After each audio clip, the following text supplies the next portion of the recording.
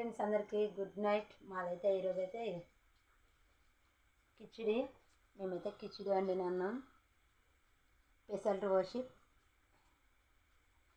కిచిడి అయితే వేసిన. మాదైతే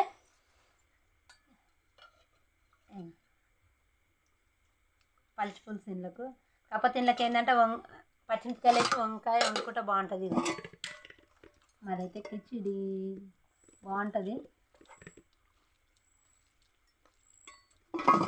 ఇట్లా వండుకుంటే బాగుందా కిచిడి?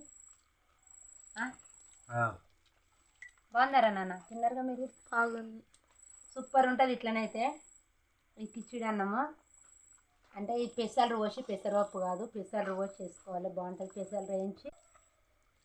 బాయ్. మా వీడియో నచ్చితే లైక్ అండి, షేర్ చేయండి.